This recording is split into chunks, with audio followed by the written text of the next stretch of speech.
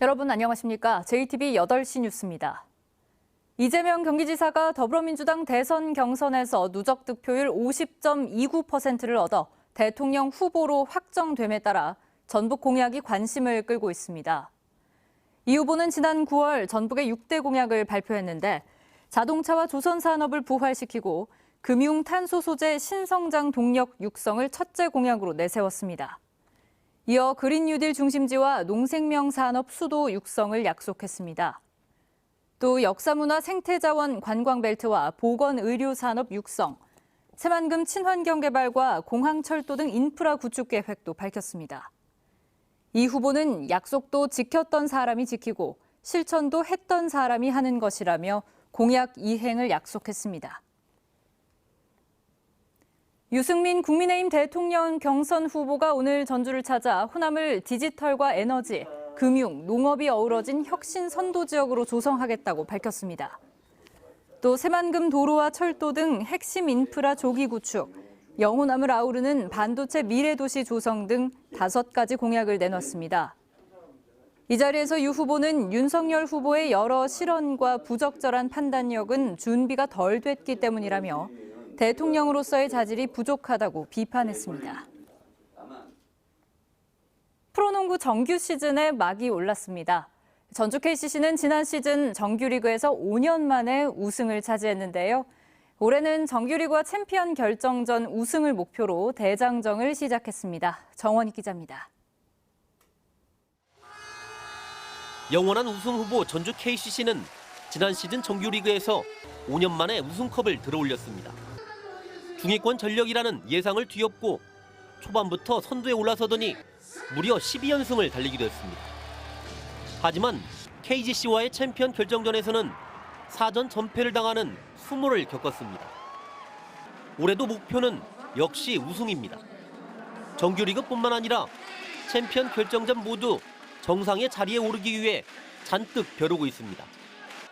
코트 위의 사령관 이정현과 지난 시즌 고졸 선수로는 처음으로 MVP가 된 송교창이 여전히 건재하고 국내 프로농구 10년차 베테랑인 라거나 역시 위협적입니다. 또 새로 영입한 용병 윌리엄스와 최고의 슈터 전준범을 비롯해 김동현 등 젊은 신예들에 대한 기대도 큽니다. 차근차근 계획을 잘 짜서 정규리그를 잘 마무리를 하고 플레이오프에서는 정말 좋은 결과를 얻을 수 있도록 지난 5월 중순까지 챔피언 결정전 경기를 소화하면서 훈련 기간이 짧은 데다 선수들의 크고 작은 부상에 대한 우려도 나옵니다.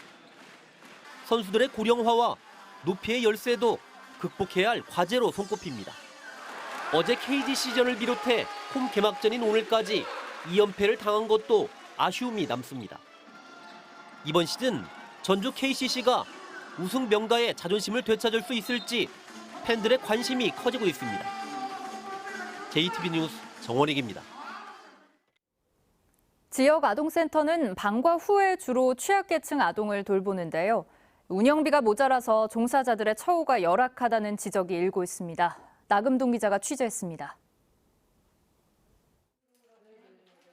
전주의 한 지역 아동센터. 학교 수업을 마치고 온 초등학생들이 집 대신 이곳에 모였습니다.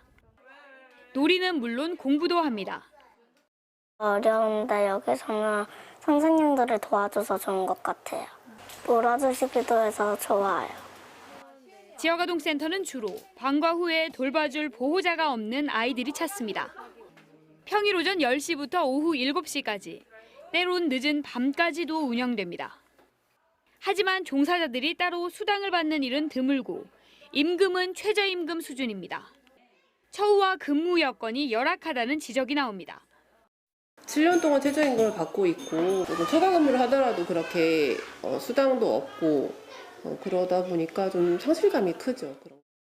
지역아동센터는 정부 지원에 거의 기대는 운영비가 턱없이 적기 때문이라고 말합니다.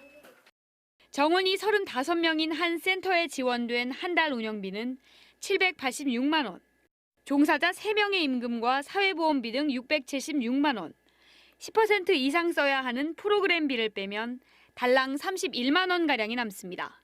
공과금 등을 내기도 모자라 후원에 의존하거나 센터장 사비를 털어야 합니다. 지역아동센터들은 역할이 커지는 만큼 종사자 임금을 따로 지원하는 등 개선이 필요하다고 주장합니다. 운영비하고 인건비가 분류가 되면 선생님들의 일한 만큼 그 대가를 받아갈 수 있을 것 같고 또 아이들도 그만큼 전북의 지역아동센터는 286곳으로 8,400여 명이 돌봄을 받고 있습니다. JTB 뉴스 나금동입니다.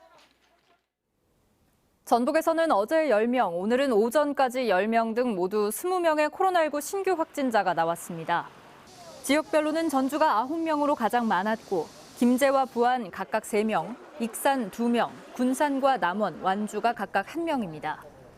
남원에서는 한 고등학교 관련 확진자가 1명 추가되면서 누적 확진자는 19명이 됐고 김제 외국인 관련 확진자도 21명까지 늘었습니다.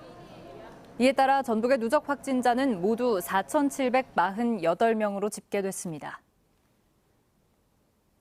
정부가 전액 국비로 지원해온 코로나19 백신 접종을 내년부터는 자치단체도 분담하도록 해 시군들의 예산 부담이 가중될 것으로 보입니다. 보건복지부는 내년도 예산안에 백신 접종 비용의 절반인 4,712억 원을 자치단체들이 나누어 부담하도록 편성해 전북 14개 시군은 153억 원의 재원이 필요한 것으로 나타났습니다.